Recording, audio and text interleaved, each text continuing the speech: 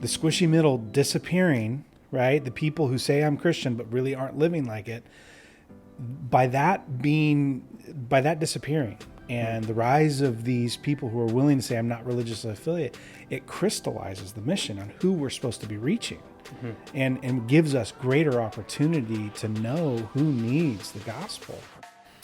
I'm Wyatt Martin, and you're listening to First Look, Alderwood Community Church's podcast, where we take a look ahead at what's coming up for our church, either the text or topic. And this week, we have an awesome show for you. Josh Bishop is with us. He's the executive administrator here. He's a great friend of mine, a partner in ministry. I love the way his brain works, and maybe more than anybody on staff, Josh does an awesome job of making us look forward to the future. And that's actually what we're talking about this morning as we finish up our 100 Years series celebrating Alderwood's 100th birthday. We have a great conversation around the future of the church in America and what some things are that we can be thinking through and preparing for as a church. I hope it's a blessing to you. Let's jump in. Josh, welcome to First Look. It's been a while, but we're glad we finally got you on. We've made it. I now can retire a happy man being on Wyatt's podcast. All right, man. Hey, well, so for those who don't know you, Josh Bishop, executive administrator at Alderwood Community Church. How did you wind up here at Alderwood? Oh man, that's a long story which we don't have time for. But I will say I've been in ministry leadership for almost 20 years now, and you dreamt of it as a kid.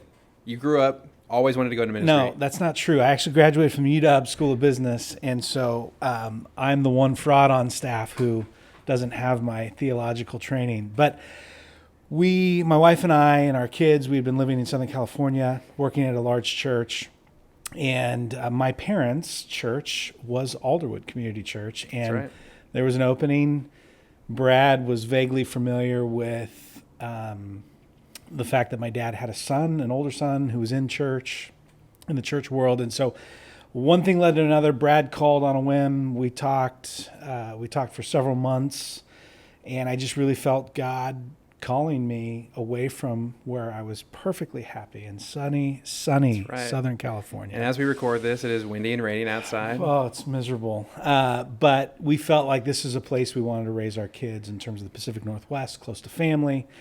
And so we said yes, and it's been almost 6 years now. It's crazy to think it's been that Feels long. like 60. It feels like 60. It's so true. But we're grateful. We're grateful for the opportunity that we've had to this point, and excited, honestly, for what's to come. And let's talk about that. So we're wrapping up our 3-week series celebrating Alderwood's 100th birthday, which is insane to think about. And we're wrapping this series up. Brad's going to talk about the future of Alderwood and looking ahead. You know, what's it going to be like for Alderwood to make it another 100 years in ministry by God's grace, serving and helping people follow Jesus. And so he's going to talk about that. But I thought it'd be fun for us just to have a conversation today around the future of the church in general. So as we look at the church in America and where we're at right now in this moment, and as leaders of a church here, I think it's our job to kind of look down the road as far as we can and say, what does it look like for us to be effective in ministering to our people, reaching our city, our community, our neighbors with the gospel? And so I want to jump into that. I think one of the first things that comes to mind as we talk about the future of the Big C church in America, at least of late, maybe the last 10 years or so, has been kind of this apocalyptic warning of the church is dying. The church's numbers are falling off. Less and less people are saying that they are evangelical or saying that they even have any kind of faith. The rise of the nuns. And Josh, as you've seen this, you've been in the church world for a long time. As you hear the cries of the warnings of the church's demise here, walk us through how you think through that kind of line of thinking. Yeah, no, it is. It's been an interesting phenomenon. I think you look back. Pew has done some amazing research over the course of decades now, and some of the research that they've been doing is tracking that exact trend that says, hey, fewer and fewer people are willing, or more and more people are willing to check the box, not religiously affiliated or no religion at all, and so back in the 60s and 70s and 80s, that number in America fluctuated right around 7% of all people responding. And we call these people the nuns. Yes. For those who aren't familiar with the term, I think when I said the rise of the nuns, people were picturing, women in full-length black dress, Yes. having an uprising. That's not what this is. So the nuns are people who check the box none on religion. Literally. Yep. So in the 80s, 7%. Yeah, so from basically it remained flat from the 50s, 60s, 70s, and 80s. It remained remarkably flat at about 7%. And then something happened in the 90s and the number doubled, and it went to 15% in the 90s of people willing to check that box that I am not religiously affiliated. And then something even more startling is beginning to happen now in the 2000s and in 2019, 20. The numbers jumped to almost 30% of all respondents checking the box, I'm not religiously affiliated. And so now we have seen from the 90s till today this huge uptick in people willing to say, I'm not going to affiliate myself with any form of religion. Yeah. And that poses, I think, some really interesting challenges for the church. I also think it could be viewed as really exciting. Because you got to explain that one a little bit. Because I think at the end of the day, what's happened is there's this, some people call it the squishy middle. It's all the people in America. 90% of people surveyed would say that they believe in God and Jesus, or they would recognize some form of Christianity. But in practice, that wasn't at all the case. If you look at our churches across the landscape, church attendance is nowhere near 80 or 90% of the total population coming to church. So you had a bunch of people who were willing on face value to say, yes, I'm a believer, I am a Christian, but in practice, it was a much smaller number. And so as we close the gap, that squishy middle, all these people who have identified as Christian are no longer saying, I'm Christian. They're now willing and comfortable to admit, I'm not a Christian. I'm not. And when you talk about that being exciting, I mean, in my mind, that is actually a great thing for the church. I think it is a great thing for there to be a really clear group of people who are saying, we follow Jesus, our lives are committed to Jesus, we want to represent him to our city, we want to share the gospel, and a really clear group of people who are saying, I don't follow Jesus. And I think the church actually gets into trouble when the squishy middle, it's hard to sort through who really is into this and who's just doing this because their parents were Christian, their neighbors are Christian, you need to be a Christian to get a good job, all that kind of stuff. And so I think there is there's some things there to be encouraged about as we look forward to the church, that there's going to be some actual opportunities to be a distinct witness within our culture rather than having to try to get our entire country to be Christian, which was never a great goal, I don't think. It never worked very well, even when we thought it was working well. Yeah. So I think there's some encouraging things there. Let me ask this. Do you think that that the numbers that we're seeing there of, maybe quadruple the amount of people saying that they are not believers, do you think that gives an accurate window into the health of the true church, people who actually follow Jesus with their lives, actually teach their kids to love the Lord, come to church with some regularity? Do you think that those numbers really have been declining seriously? Or do you think we're just seeing kind of the demise of nominal Christianity? Yeah, I definitely think that when you look across the landscape of America today, I think that you're seeing the decline of the popularity of Christianity, right? So this idea that, well, generationally, this is the right thing to do, this obligation to fit in, people don't care about fitting in anymore. And so checking the Christian box there's no social pressure to do so. Yeah. And in my mind, I think it's no coincidence that those numbers that you shared of 7% in the 80s, doubling in the 90s, doubling again by the time we get to today, it is no coincidence that that is the same trajectory of the information age, right? I mean, when did Al Gore invent the internet? I forget. It was in the 90s or something. 90s, yeah. So, the internet... Thanks, Al. The internet comes of age in the 90s. It's starting to become this revolutionary thing for society. Suddenly, what you are exposed to is no longer filtered through just your community, just your pastor, your politician, your family, all that stuff. It's now you can read opinions from other countries, certainly other parts of our country, different worldviews entirely. And I think it has increased our individualism. I think individualism has always been a part of American culture, but certainly it has exacerbated it where if you want to disagree with your own family, your own neighborhood, your own church, you can find another group of people online who you can become a part of their group, and you don't have to feel like you're alienated because you're going a different direction than the people around you.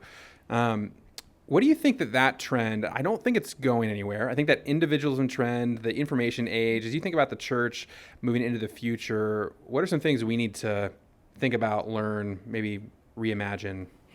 Yeah, I think that when you look at what is now kind of a byproduct of this radical individualism is we're seeing people are more isolated than they've ever been, which is ironic because we are more connected globally because of technology, because of social media, because of all these things. We're technically more connected than we've ever been. And yet research after research continues to show anxiety, depression, this idea of isolation is real. And because of this virtual world people are choosing to live in, where they're seeking out like-minded people in blogs, on social media channels that agree with their individualistic lifestyle, it's left them in a position where they don't have actual meaningful relationships. They have these virtual interactions, which can be quite stimulating and challenging, but it's leaving them wanting. Yeah. And that's where I think the church can continue to better understand some of these areas, leverage things like social media, leverage technology, redeem it, and ultimately step into that void and say, hey, listen, we think that what you're looking for can be better accomplished through relationship with other believers, because we have a creator God who loves us, who created us to be in community, and he himself is in community. And so I think that when we look at what the future of the church looks like, it's going to continue to move into the digital realm. I mean, unapologetically, I think we have to embrace the fact that a lot of this technology is not going away, and that's okay. And it's easy to be reactionary. Facebook is making us all lonely. Our cell phones are, drawing our attention away from real life. So let's just throw them in a pile and burn them and go back to not having this. And that's never going to happen. That's not the world we live in. You can't live today without the modern technology that's around us, unless you want to become Amish or, but I do think that this is one of the big areas where the church is going to have to lead in some ways that we haven't. I mean, I love you bringing up just the isolation of social media. And, as a former youth pastor, that was one of the biggest things I was concerned about, was that nobody, I think, really realizes how powerful it is that you have a cell phone in your pocket that's connected to the world around you. Like that, the invention of the smartphone, I think, is one of the biggest culture shifting moments of the last millennia. And I know that that's like a maybe too grandiose kind of statement, but I think like Gutenberg's press and the iPhone, Steve Jobs. I mean, and it's because of what it allows our culture to change and do, where suddenly you don't have to actually know somebody in real life for them to post on your Facebook wall that they don't like your shirt. And, we're social creatures who are designed to respond to the approval of our social network. And when that network gets expanded way, way beyond the amount of people that you can have real relationships with, then suddenly the way that God made you to actually care about social interactions is getting twisted to just want the approval of the public at large, the 1,000 Facebook friends that you have. I think, Facebook changed the idea of what a friend even is. The idea that I have, I'm not very popular on Facebook. I have like 245 Facebook friends.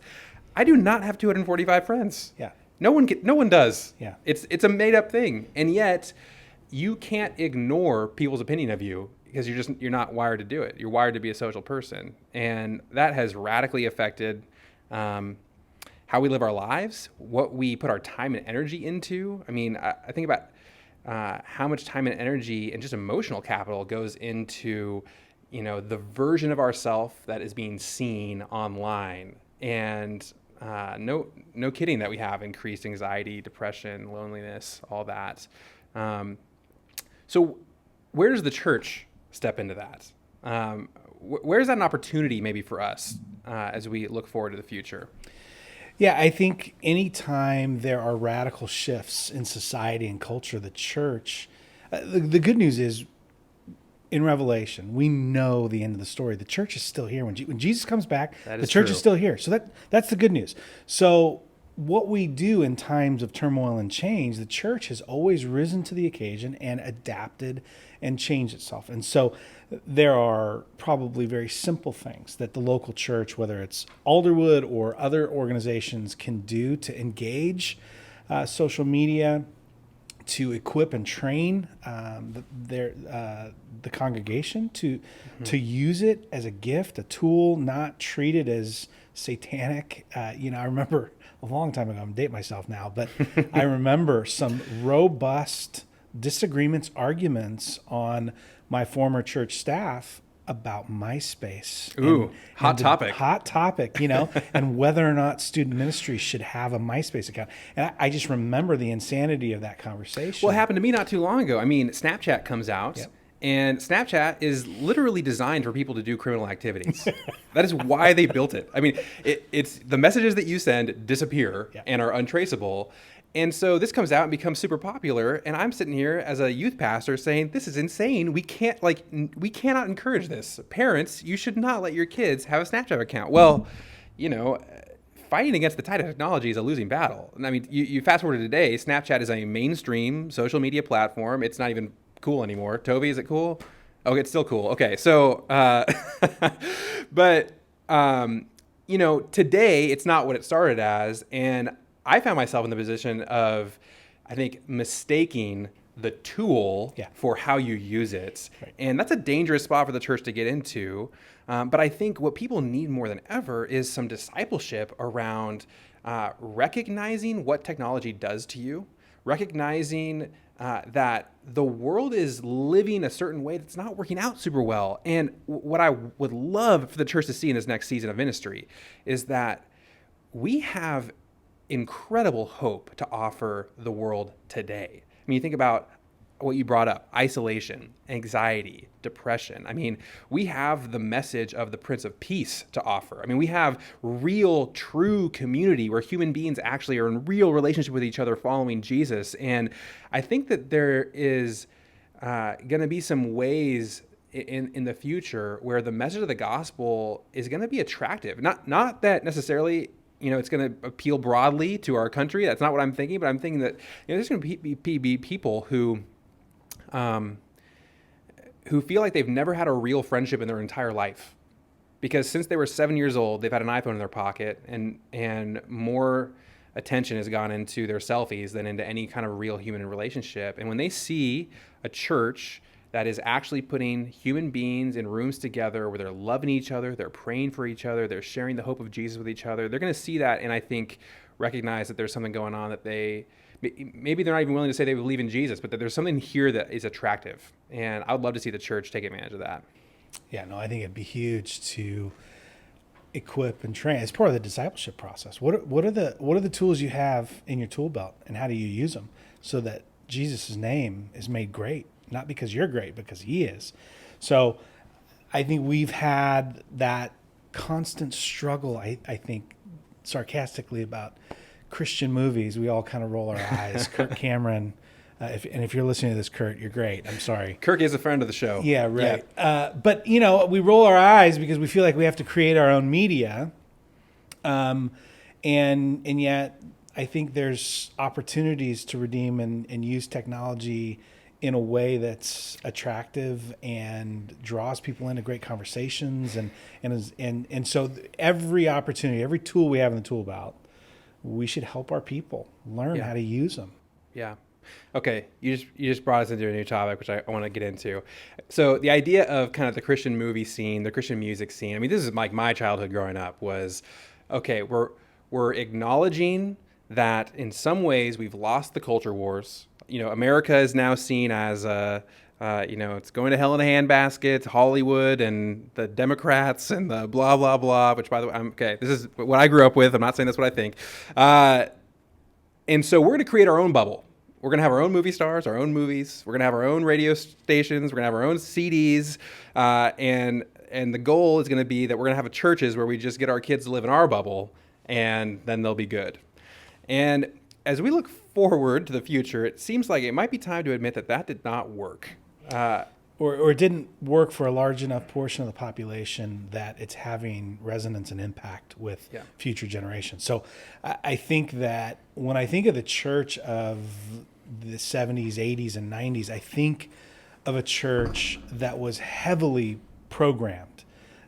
We will create this Christian bubble, and we'll do so by having some really amazing activities which you will attend. And so you could be at church 3 and 4 nights a week doing what? I mean, again, individually, the things, the Bible studies, the whatever it is, are really, really valuable and wonderful. But when that becomes the expectation and the bubble at which you create, our kids were either really awkward out in the world as they began to engage their friends and things like that. That did happen a couple times. Or they didn't at all. Yeah, and that's what it is. Like, I think in some ways, I think the church kind of forgot its mission a little bit, where it wasn't just programs to disciple our people, send them out into the world so that they know Jesus, know what they believe, and know how to engage their community. It was like just filling up your social calendar with Christian versions of the things that are out there. So like we have now a Christian basketball team and a Christian after school study program, and it was like the goal was to keep us out of the mainstream culture, which we're kind of writing off. And as I look into the future, I mean, especially like coming out of this election season, it just seems like there's more and more disillusionment amongst Christians as to the cultural power of the day. And I actually love that, because I would love to see Christians viewing themselves more as outsiders in our culture than as insiders, so that we just kind of accept the fact that, yeah, there's a lot of bad things going on out there. Like the people who control power in our culture, the people who control entertainment in our culture, they're not on our team. And that's okay. I think kind of the image in my mind is that of the Jewish exiles in Babylon, who were a faithful community honoring God in the midst of a completely pagan culture. And there was, I think when you have that understanding, there's no hope of turning this culture. Like we're not going to influence the culture to become followers of Jesus. We're going to have to represent Jesus in the midst of this culture. And man, as I look to the next 20, 30, 40, 50 years for the church, that's really my hope, is that we don't wring our hands about culture sliding downward. We see ourselves as a culture in of ourselves, in the sense that we're going to be people who follow Jesus. We're going to be people who represent him. Our kids are going to hang out with the kids of our culture. They're going to be on the basketball team with their friends who don't know Jesus. That's why we're here. They're going to go to school with kids who don't know Jesus. That's why we're here. We're going to go to work with people who don't know Jesus. That's why we're here. We're going to live around people who don't know Jesus. That's why we're here. And we don't need to try to hide from that. We need to focus on as a church, really training, discipling our people to know Jesus and be able to be an image of him in the world around us. And to me, that's kind of the picture of what the church is actually supposed to be doing.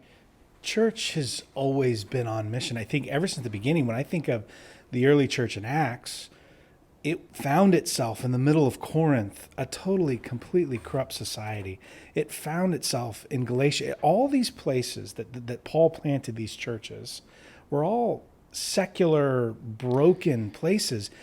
We've somehow, in American culture, gotten ourselves convinced of this one fact, that God created America, and that is, we are the epicenter of all things. And as we're watching society do what society always does, which is slide farther and farther into sin, we wring our hands and we can't believe that that's what's happened. But the church is always meant to be on mission, even in America, especially in America, mm-hmm. right? Because that's where we live. That's who. And the church is at its best there. I mean, the church is at its best when it doesn't confuse the lines between the culture it's in and what it means to follow Jesus. And I think, you bring up Corinth, they live in a culture where people are worshiping by going to the temple and sleeping with the temple prostitutes. And the question of the day is like, well, should we do that? No, don't do that. I mean, so they live in broken cultures. You know, when Paul is writing to the church in Corinth, one of the things he has to say is, hey, don't get drunk taking communion. So they live in tough cultures. That actually historically helps the church. I think it's helpful to really see yourself as distinct, not in the sense that you watch bad movies, but in the sense that, and by bad, I mean bad Christian movies, but in the sense that, you know, we, like it or not, we're not at home in our culture. And that brings us all the way full circle right back to the beginning, which is the squishy middle disappearing, right? The people who say I'm Christian but really aren't living like it, by that disappearing and the rise of these people who are willing to say I'm not religiously affiliate, it crystallizes the mission on who we're supposed to be reaching. Mm-hmm. And gives us greater opportunity to know who needs the gospel. Yeah.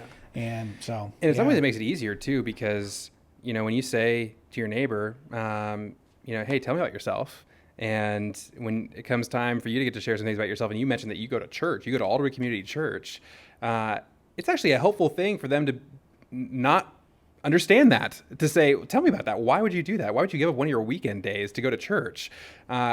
Where in a world where this is just a cultural thing that everybody does, it makes it actually hard to share the gospel because they think that they're doing the same things as you. Yeah, I'm a Christian because I go to church, or I'm a Christian because my kids go to Christian school, or I'm a Christian because my parents were Christian, or any of that kind of stuff. So I think there's some great opportunities. Josh, I appreciate you, man. As we kind of wrap this up, Brad is going to be giving us some direction for where our church is headed. We're going to be in a passage in Colossians, and just going to be sharing some of Paul's prayers for the church in Colossians 1, 9-12. And it's all the stuff that our church is doing now. He's going to be praying that we're strengthened with power, that we are trusting the Holy Spirit, that we're following Jesus in how we live and think. And Brad's going to be looking at how that applies to us.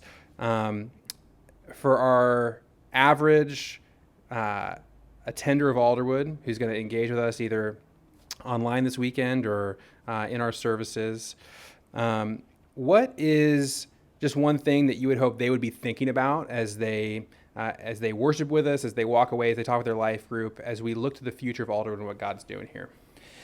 I think the one thing I would encourage anybody at Alderwood to think through when we look at our future is change is necessary. And I think that we recognize that change can be difficult, but when I look at the history of the church for 2,000 years, there is one certainty, that it adapts and changes. We've seen it from the very beginning of the early church all the way to today. We don't have time to outline all the various changes and how the church has morphed and changed over the years, but change is necessary in order for the church to thrive in the future. And so the question I would ask each and every one of us is, the statement I would remind each and every one of us is I wake up every morning and I come to work at Alderwood, and in my prayer life, this is part of my regular routine. I pray and I remind myself that this is Jesus's church, not mine. Yeah, it's good. And that is freeing, because as a leader, I am able to walk in the power of the Holy Spirit to help guide and direct something that is not mine, and partner with other amazing people. And I know and recognize that God is in control of where this thing ends up someday when he comes back. Yeah, it's a good word.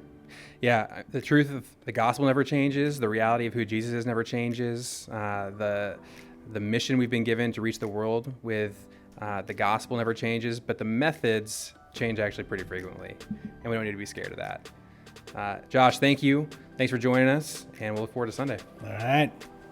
All right, that was Josh Bishop, and man, I love his heart for the church. I love his heart for our kids and that next generation of people who are going to be following Jesus here, and it's a joy to work with him here on staff. Hey, if you have been blessed by First Look, I'd love for you to subscribe, to leave us a review, and tell your friends. We're still gathering viewers for this podcast, and man, we're so grateful. Had a couple hundred of you tune in last week, and it's been super fun to be on this journey with you. So, hey, thank you. Have a great week. And church, we will look forward to this next Sunday. Can't wait to worship with you. Until then, let's keep following Jesus together.